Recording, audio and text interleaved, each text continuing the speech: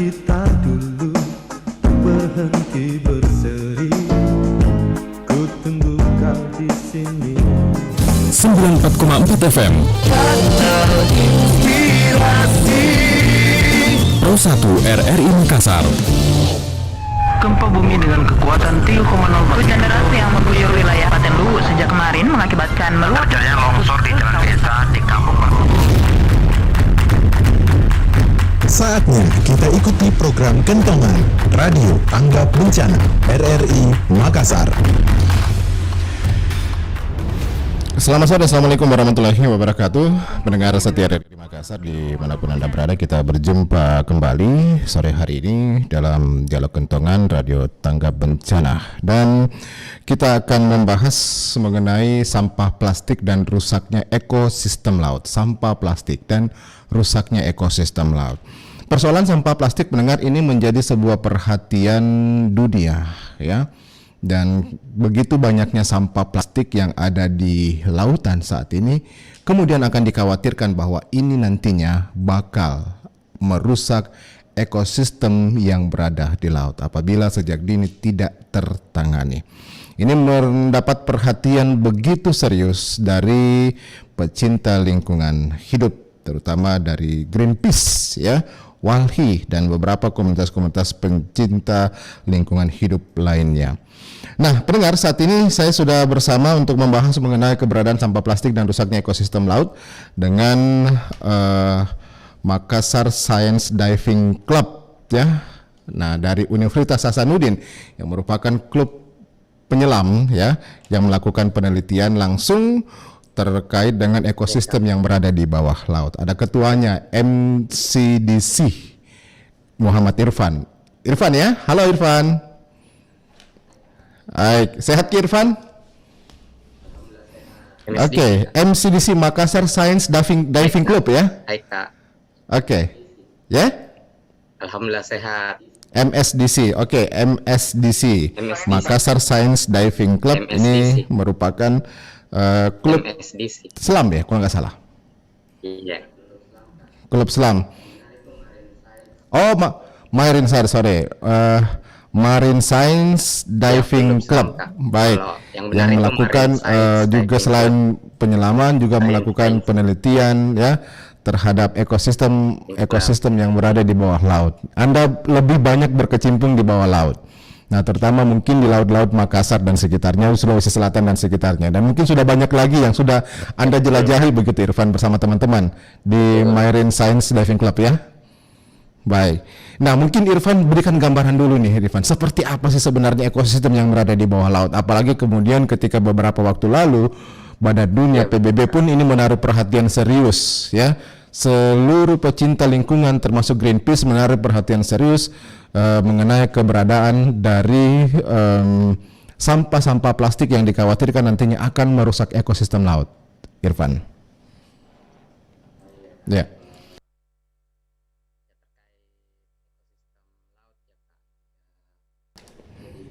Oh iya Kak. Ya terkait ekosistem laut ya Kak. Ya, jadi yang sebagaimana kita ketahui kan Kak, ya, di Indonesia itu luas lautnya itu lebih luas daripada daratannya. Nah, di mana di dasar lautnya kita itu ada begitu banyak ekosistem. Yang paling ada yang namanya ekosistem terumbu karang, padang lamun, ada juga ekosistem laut lepas. Nah kita mungkin lebih terfokus pada ekosistem terumbu karang atau ekosistem yang ada di sekitar pesisir laut kita. Nah, di mana di situ ada berjuta kehidupan dari berbagai organisme, baik itu ikan, crustacea, makrobentos lainnya, itu sangat luas sekali Kak di dasar laut kita. Nah, begitu luasnya dan begitu melimpahnya ekosistem yang kita punya juga berdampak atau sebenarnya juga menjadi tantangan bagi kita karena butuh pengawasan lebih terhadap ekosistem yang kita miliki. Ini merupakan makhluk Dimana hidup. kan kita Ya. sebagaimana kita ketahui, Mungkin banyak yang belum tahu nih Irfan, kalau terumbu karang mungkin itu, ada yang ya kan, mengatakan bahwa sangat terumbu karang ini hanyalah rentan merupakan terhadap kerusakan. benda mati begitu ya, Ya, karena merupakan kan mungkin makhluk hidup. terdengar ada karangnya, wah karang ini kan hanya benda mati, ngapain dibela-belain begitu.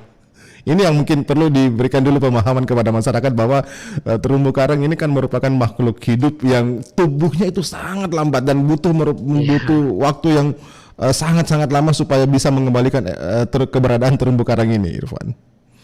Iya, betul sekali Kak. Terumbu karang itu kan memang dia makhluk hidup. Nah, gimana kalau terumbu karang itu? Iya, betul sekali Kak. Terumbu karang itu kan memang dia makhluk hidup. Nah, gimana kalau terumbu karang itu kita hancurkan, maksudnya itu terumbu karang dirusak, dia akan mati. Banyak organisme yang bergantung sama terumbu karang untuk jadi tempat tinggal, jadi selain jadi tempat tinggal juga tempat berkembang biak, itu dilakukan oleh ikan dan organisme-organisme lainnya. Tapi kalau itu kita rusak, itu butuh pemulihan yang sangat lambat, butuh bertahun-tahun untuk mengembalikan ekosistem terumbu karang.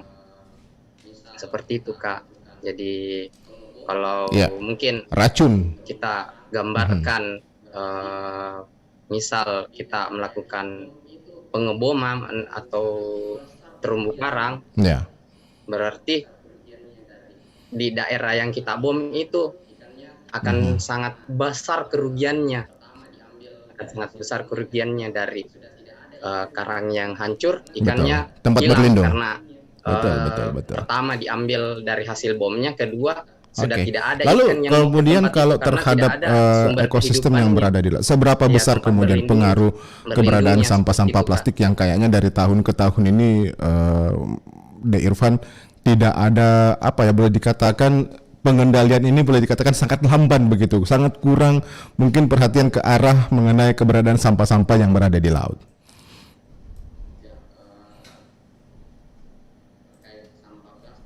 Ya. Ya,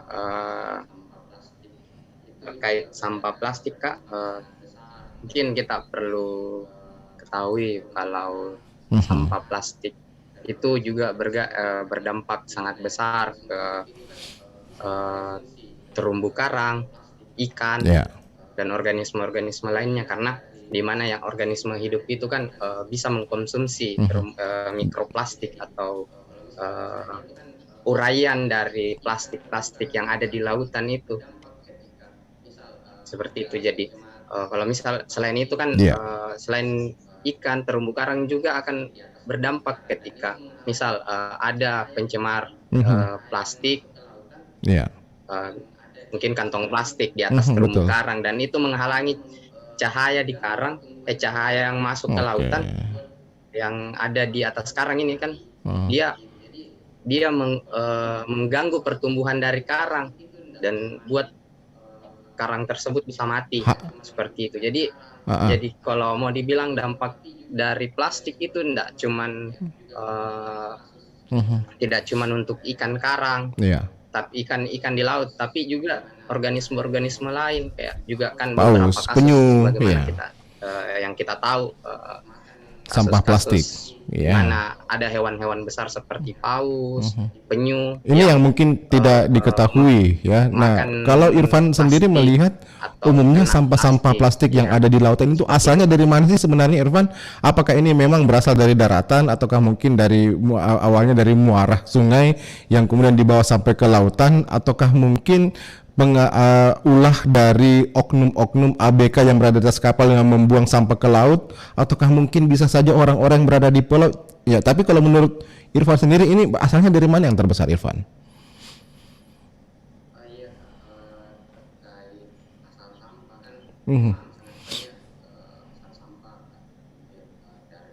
Oh iya Kak, terkait asal sampah kan memang sangat banyak asal sampah kan, mungkin dari aktivitas nelayan kan, sebagai yang kita ketahui itu kalau jaring nelayan itu dipakai, Betul. biasanya itu jaringnya biasa dibuang ke laut, sisa jaringnya yang tidak terpakai itu dibuang ke laut, itu kan sebagai pencemar juga. Selain itu dari sungai, hulu sungai, atau kan itu terbawa dari daratan Di pulau masuk ke mungkin sungai gitu. sampai di lautan. Bisa juga dari masyarakat yang tinggal di sekitar pesisir, ya di pulau atau di pesisir pantai, itu aktivitas manusia yang membuang sampah sembarangan, Sampah kiriman. terbawa ombak dan masuk ke lautan. Nah juga sebenarnya ada sampah kiriman, dikenal sampah kiriman. Jadi sampah itu belum tentu, misal kita di Makassar belum tentu dari Makassar, kadang ada di daerah lain, karena itu namanya sampah kiriman. Mungkin karena pengaruh dari arus laut atau ombak, jadi yang bawa masuk ke daerah kita seperti itu. Begitu pula dari kita, misal dari Makassar, ternyata sampah Makassar bisa sampai di daerah-daerah lain, mungkin sampai di daerah Bali atau daerah mana, karena ini yang mungkin yang kurang disadari masyarakat itu, begitu ya, bahwa arus laut yang keberadaan bawa sampah-sampah berada di laut ini kan sedikit atau paling tidak nanti ke depan akan begitu dampaknya besar sekali, karena kan kita tahu 2/3 wilayah kita ini merupakan wilayah perairan. Bagaimana kemudian nanti anak cucu kita akan memanfaatkan kekayaan laut kita kalau kemudian dari sekarang ini kita tidak bisa untuk mengendalikan sampah-sampah tersebut, ya. Oke. Ini yang mungkin kurang mendapat, ini yang mungkin Irfan, tidak ada pemahaman dari masyarakat, atau memang mereka kurang paham, atau mereka nggak mau tahu begitu. Ini yang menjadi pertanyaan, ini yang menjadi tanda tanya besar ini bagi saya, Irfan. Ya.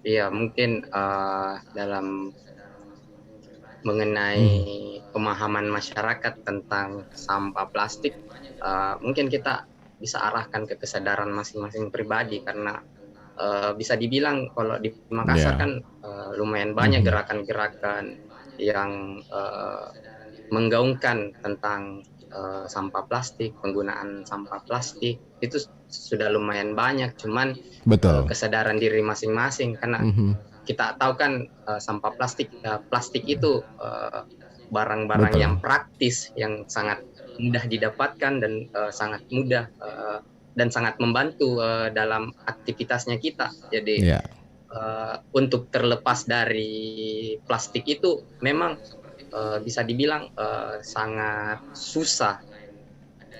Dan jadi untuk hal yang seperti itu mungkin kita yang pertama, selain adanya regulasi-regulasi yang sudah dibuat saat ini oleh pemerintah, adanya gerakan-gerakan yang digaungkan oleh masyarakat sama lembaga-lembaga pecinta lingkungan, dan yang terpenting itu kesadarannya kita bahwa ternyata plastik itu berbahaya. Karena saya juga ketika saya di lapangan bersama dengan teman-teman tanya masyarakat, kata masyarakat juga sebenarnya tahu masyarakat sebenarnya tahu kalau plastik itu berbahaya, plastik itu berdampak buruk, tapi kesadarannya itu yang mungkin belum sampai. Jadi mungkin itu yang menyebabkan. Kalau Irfan sendiri melihat di wilayah laut kita, terutama mungkin wilayah Sulawesi lah, ya, Laut Sulawesi, kemudian sepanjang pesisir pantai di Sulawesi Selatan ini, kondisi ekosistemnya menurut pantauan dari MCDC, menurut dari pantauan teman-teman dari MCDC sendiri, Dunhas, ini gimana Irfan kondisinya?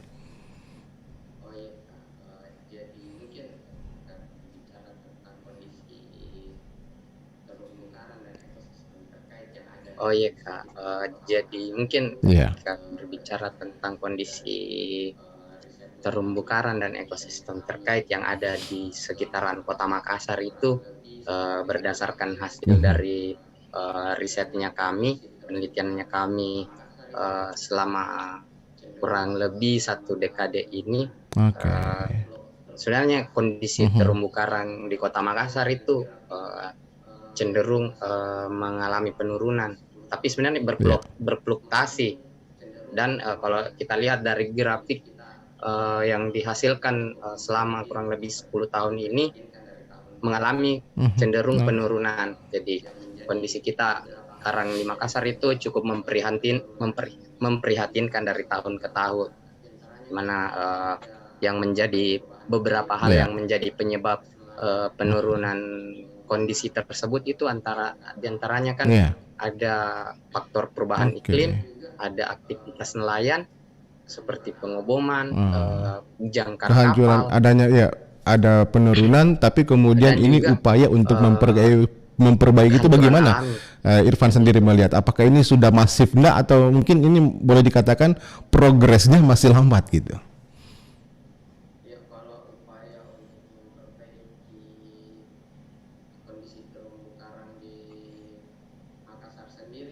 Ya, kalau upaya untuk memperbaiki masih cukup lambat, agak lambat ya. Oke. Makassar sendiri mungkin masih progresnya agak lambat. Ya, tapi ada memang salah satu daerah mungkin bukan Kota Makassar, masuk daerah administrasi Pangkep yang di situ aktivitas pemulihan terumbu karang cukup masif dilakukan. Tapi untuk saya ingat tahun lalu Irfan dulu sebelum pandemi sebelum diumumnya PSBB pernah dari TNI Angkatan Laut berencana untuk menanam terumbu karang di laut dengan melalui program Garuda di Lautku, tapi sayang sekali program ini sempat terhenti gara-gara pandemi COVID-19 ya. Nah, ini kan yang sangat-sangat disayangkan begitu, ketika ada sebuah rencana besar namun kemudian ini batal dilakukan ya. Ini nggak tahu lagi perkembangannya seperti apa aktivitas dari para teman-teman aktivis yang concern untuk melihat ekosistem laut, bagaimana kemudian untuk upaya memulihkan kembali kondisi terumbu karang yang terutama ini yang berada di wilayah Kota Makassar nih. Irfan, Anda sendiri melihatnya bagaimana?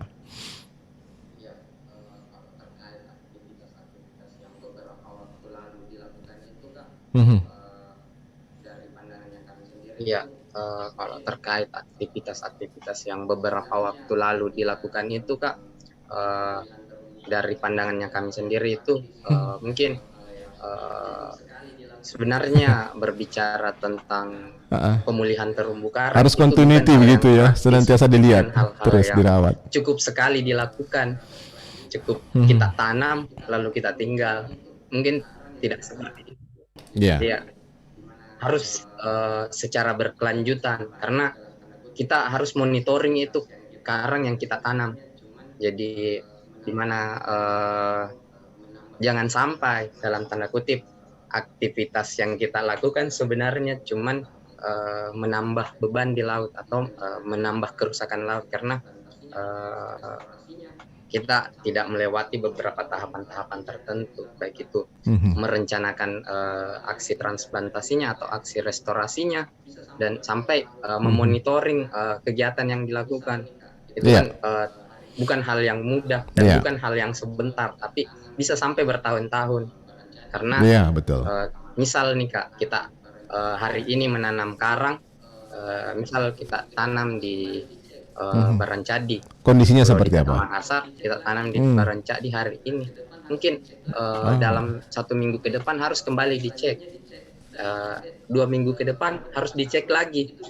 1 bulan ke depan harus dicek lagi.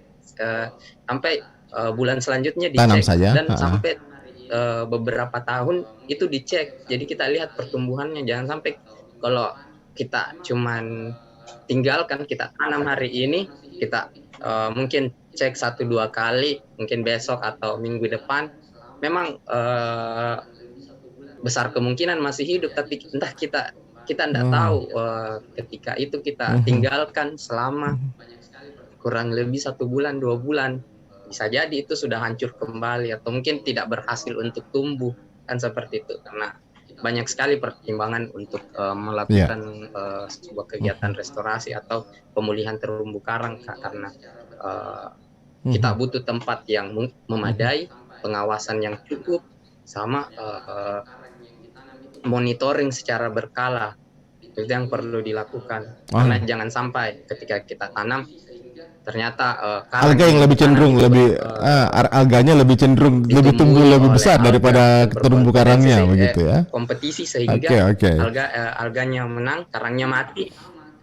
Ya. Hidup ya. Nah, ya, betul. Karangnya mati. Ya, jadi repotnya minta ampun begitu ya untuk menanam terumbu karang, untuk merawatnya. Nah, dibandingkan kemudian ketika cara-cara kita untuk mengelola, mengambil, mengeksplorasi kekayaan dari laut ini yang tidak benar, ini kan hanya sekali saja terumbu karang tersebut bisa rusak begitu. Rusaklah habitat ikan, rusaklah habitat teripang yang ada di sana, rusaklah ekosistem kekayaan laut yang berada di laut-laut tersebut. Ini yang kemudian menjadi perhatian yang mungkin tidak diketahui oleh masyarakat begitu, Irfan ya. Oke. Nah, kalau di wilayah Makassar sendiri, wilayah-wilayah mana saja sih Irfan ini yang masih ada habitat terumbu karangnya, kemudian wilayah yang mana sih yang ini sama sekali sudah tidak ada lagi habitat terumbu karang di situ?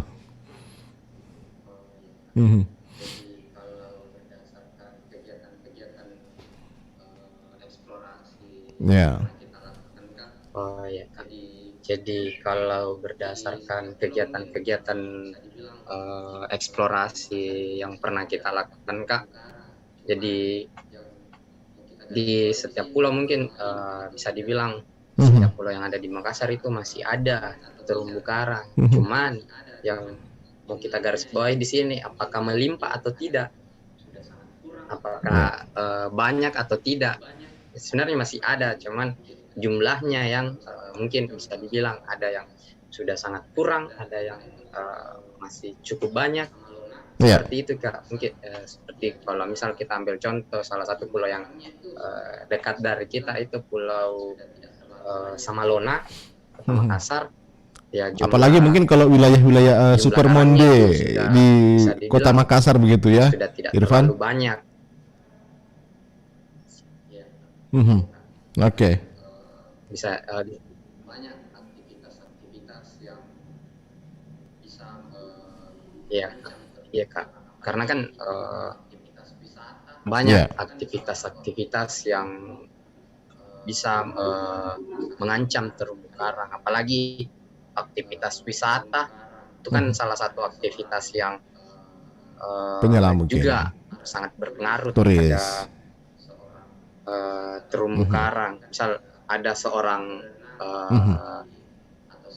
snorkeling turis atau seorang para wisata atau dia lakukan aktivitas berenang atau snorkeling di laut, ternyata dia injak karang, mati karang, seperti itu. Jadi itu juga bisa menyebabkan kehancuran terumbu karang.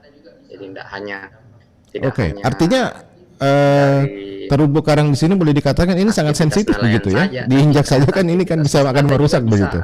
Berdampak seperti itu, Kak. Oke. Karang kan itu dia sangat bermanfaat. Iya, Kak. Jadi sangat rentan.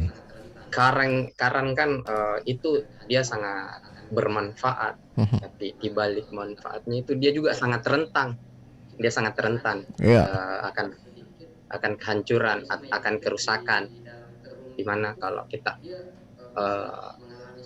sentuh saja itu karang sedikit, organisme yang hidup di dalam terumbu itu dia bisa mengalami stres dan bisa meninggalkan terumbunya.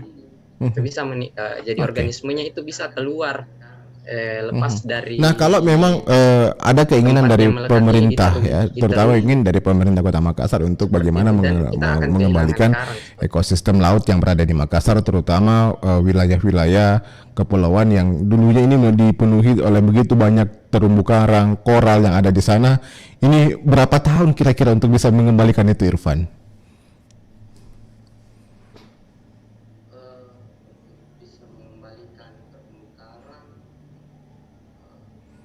Ada untuk bisa mengembalikan terumbu karang Kalau misalnya agak cepat itu Tergantung continue sebenarnya. ditanam, Ada kemudian yang dirawat, cepat, senantiasa ada dipantau yang terus, agak itu cepat, berapa ada lama yang pilihannya durasi sangat waktu yang lambat. kemudian ini Tergantung bisa dari jenis untuk bisa tanaman. mengembalikan ekosistem tersebut? Kalau menurut penelitian ya.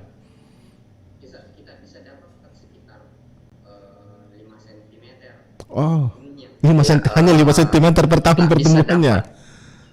Kita Oh. bisa dapat sekitar 5 cm per Hmm. tahunnya. Jadi pertumbuhan itu yang Mhm. ya itu yang bisa dibilang yang agak cepat. Betul, 5 betul. cm per tahun itu bisa didapatkan. Jadi kalau kita hancurkan satu detik saja kita bom, dan itu butuh 5 cm untuk 1 tahun. Itu pun cuman beberapa jenis yang bisa Oke. seperti itu. Ada Nah, yang kalau dari lama sekali, teman-teman bisa MCDC cuman, sendiri di Unhas melihat tidak bagaimana sampai kemudian 1 senti dalam 1 tahun. keinginan ya goodwill, political will dari pemerintah ya untuk memperbaiki ekosistem yang berada di terumbu karang, ekosistem yang berada di laut ini, terutama yang berada di laut-laut Makassar dan mungkin juga di tempat-tempat lain kalau menurut pengamatan ya, menurut penelitian dari teman-teman di MCDC Unhas sendiri, Irfan.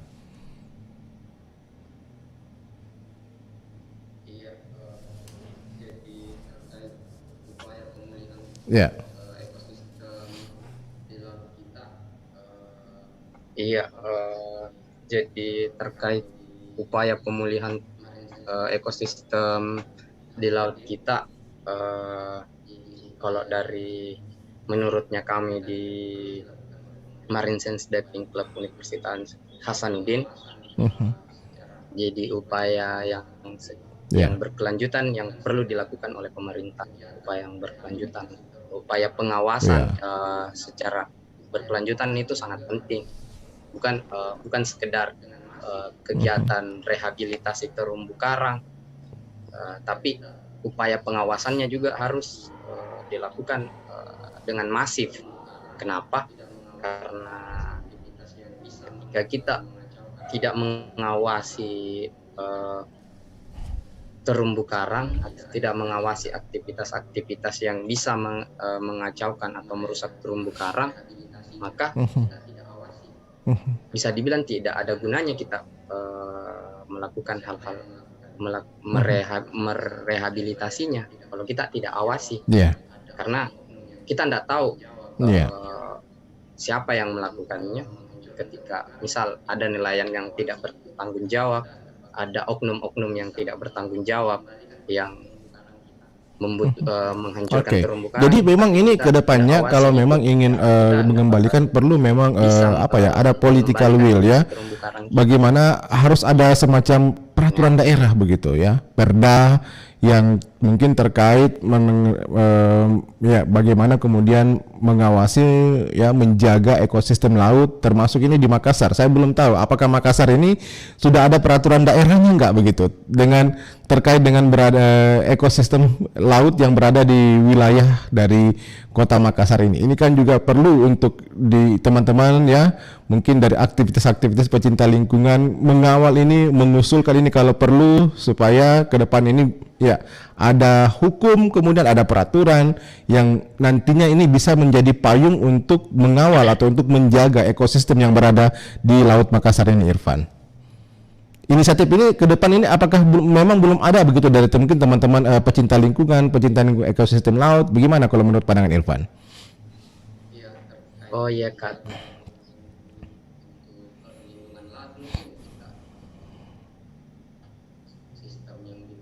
Ya, terkait kebijakan untuk perlindungan laut mungkin sistem yang digunakan di negara kita kan dia sistem zonasi. Jadi laut ini yang bertanggung jawab tentang laut, tentang wilayah laut itu berdasarkan daerah-daerah tertentu, dikembalikan ke daerah-daerah tertentu. Itu ada kebijakan di skala wilayah kita Sulawesi Selatan yang mana kita kenal RZWP 3K. Nah, Nah itu kan Iya. untuk sonasi sendiri dia atur kembali di situ untuk sonasi terumbu karang, misal zona pemanfaatan, zona perlindungan laut, zona inti, itu modelnya dia Mengeksplorasi. seperti itu, dimana ketika kita masih bisa dalam tanda kutip Iya.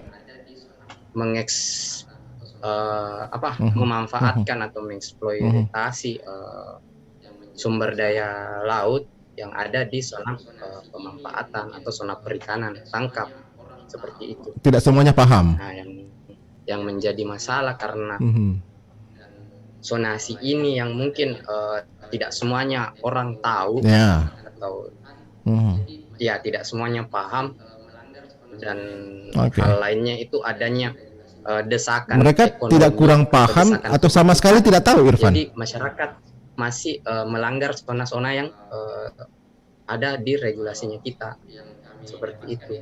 Jadi sebenarnya kalau kita Sudah paham, sudah sosialisasikan.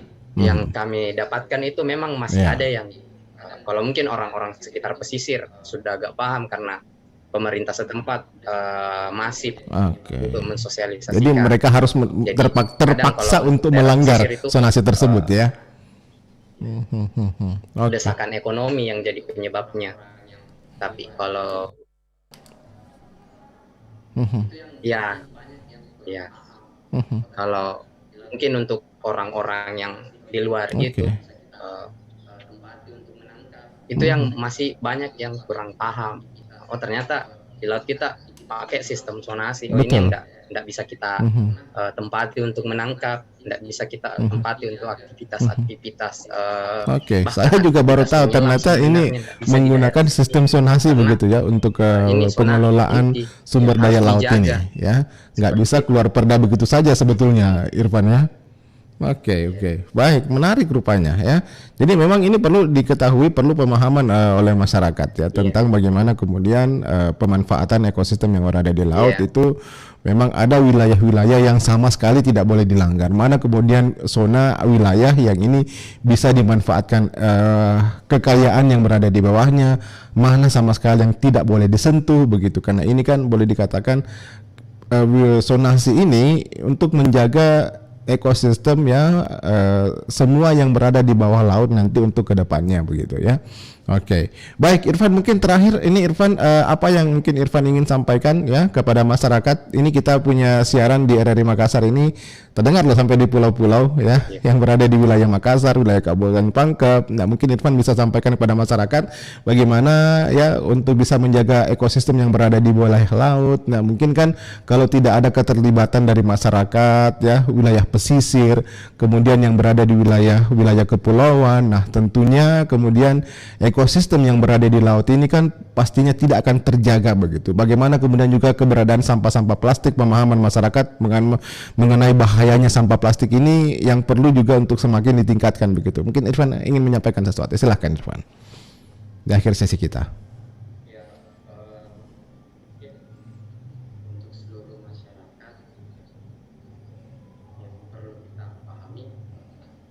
Ya, mungkin untuk seluruh masyarakat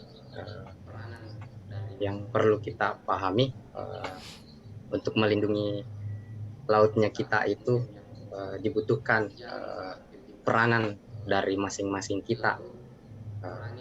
Yang pertama, kalau kita mungkin yang jarang beraktivitas di laut, kurangi buang sampah ke sungai, kurangi buang sampah ke pesisir.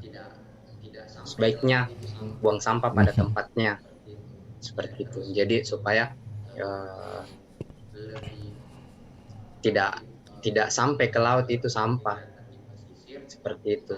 Terus untuk yang lebih aktif berkegiatan di pesisir, kita lebih tingkatkan kesadaran tak untuk menggaungkan save atau selamatkan laut kita yang sedang terancam, baik dari aktivitas-aktivitas yang destruktif atau merusak seperti aktivitas pertambangan, Iya. aktivitas perikanan. Kalau penggunaan cantrang ini Irfan, ini kan sempat saya satu pertanyaan lagi nanti Irfan. Kalau mungkin penggunaan cantrang, pukat yang ini kan sempat dilarang ini. Apakah ini juga cukup merusak jenis pukat ini Irfan? Hal seperti itu. Terus untuk penggunaan cantrang itu memang sudah dilarang. Dan memang itu merusak. Oh iya Kak, untuk penggunaan cantrang itu memang sudah dilarang. Itu regulasi sekarang ya merusak karena kan jaring yang turun dibawa ke dasar itu mengambil semua apa yang dilalui, jadi semua yang dilalui sama cantrang itu diambil semua. Jadi kita kan dalam menangkap ikan kan sebenarnya dalam skala besar, kalau skala besar itu sebaiknya pakai sistem kuota. Jadi tidak serta-merta mengambil sumber daya alam sangat banyak, tapi sistemnya sistem kuota. Ada kriteria-kriteria entah itu dari segi ukuran ikan yang keberlangsungannya ya, atau jumlah banyaknya ikan yang boleh ditangkap. Kenapa? Supaya itu kita bisa jaga atau kita bisa stabilkan keberlangsungan dari ekosistem yang ada di bawah laut seperti itu. Nah, terus tadi kembali yang tadi yang paling penting kita semua itu bisa jadi pengawas. Kita semua bisa jadi pengawas untuk aktivitas-aktivitas yang merusak lingkungan. Jadi tidak cuma pemerintah yang bisa menjadi pengawas, tapi kita semua, kita secara pribadi itu bisa. Apalagi sekarang media itu sudah sangat berkembang, jadi ketika ada aktivitas-aktivitas yang merusak lingkungan, itu sangat, menurut saya itu sudah sangat bisa mempengaruhi masyarakat ketika kita publis itu. Dan ya kalau orang sekarang istilahkan viralkan aktivitas-aktivitas yang merusak kan bisa berdampak minimal pertama pemahaman masyarakat, mungkin tindak lanjutnya itu bisa kita sampaikan ke pemerintah untuk tindakan secara tegas. Bagaimana Muhammad Irfandi Arif kembali, Ketua Marine Science, begitu ya namanya, Muhammad Irfandi. Seperti itu. Ya, Ketua. Oh, Muhammad Irfan.